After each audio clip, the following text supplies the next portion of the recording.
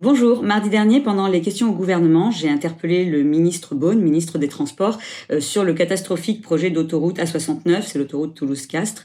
Et sa réponse était indigne et farcie de mensonges. Alors je vous propose de fact-checker ça ensemble. Des élus ont défendu de longue date ce projet, de toute sensibilité politique et même de sensibilité politique différente de celle du gouvernement.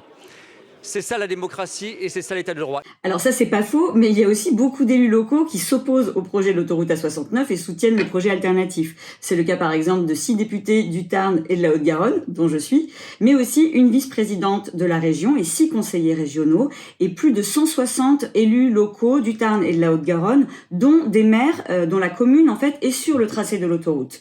Et par ailleurs, récemment, il y a pas mal de communes qui adoptent des vœux contre le projet d'autoroute A69. Ça a été le cas ces derniers jours là de la commune de Cugnaux et aussi de l'Union en Haute-Garonne. Il y a eu des recours, plus d'une dizaine de recours devant la justice de ce pays.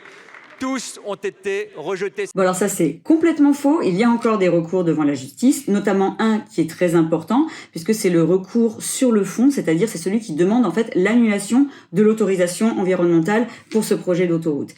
Il reste aussi par exemple un référé suspension qui est en cours, c'est-à-dire un référé qui demande la suspension des travaux, et celui-là, il attend encore que le Conseil d'État se prononce. Oui, il y a des arbres qui seront défrichés et coupés, c'est vrai, comme pour tous les projets, y compris ferroviaires dans ce pays. 5 fois plus seront replantés. Bon alors ça aussi c'est complètement faux, parce que dans les documents fournis par Atosca, le concessionnaire, il parle de 214 arbres d'alignement abattus, ce sont les arbres en bord de route. Et eux ils prévoient d'en replanter 255. Donc je sais pas comment ils calculent, mais chez moi ça fait pas multiplier par 5. Et puis ce projet, il détruit aussi 11,7 hectares de bois et 4,5 hectares de haies bocagères. Et là quand on leur demande combien ça représente d'arbres détruits, ils savent pas. Donc là c'est pareil, comment ils font pour multiplier par 5 un nombre qu'ils ne connaissent pas, ça m'échappe un peu. Et puis surtout, il faut rappeler et marteler que de toute manière, on ne remplace pas, on ne compense pas un arbre centenaire en plantant un arbuste. Ça n'a pas du tout la même valeur, ça n'apporte pas du tout les mêmes services écosystémiques, le même impact en termes de captation du carbone, ni même de biodiversité.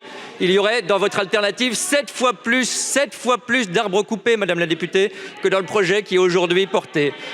Bon, alors ça, ce serait presque drôle si le sujet n'était pas si grave. Donc le projet alternatif en question, c'est celui-là, pour une autre voie.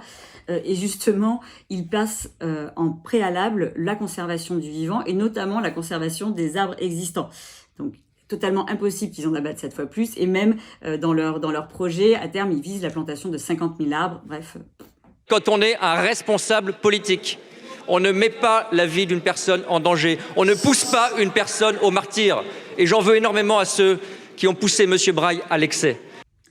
Bon, alors là, ce procédé est tout simplement honteux. En fait, là, Clément Beaune renverse les responsabilités en pointant du doigt les militants opposés donc à l'autoroute A69. Et en plus, il infantilise complètement les grévistes de la faim, comme s'ils n'étaient pas des adultes capables de prendre des décisions pour eux-mêmes.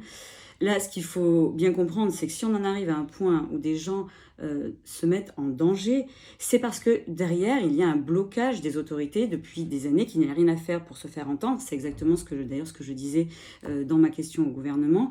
Et parce que là, par exemple, sur ce cas, ça fait des années qu'ils refusent d'écouter ni les citoyens, ni les scientifiques, ni rien du tout.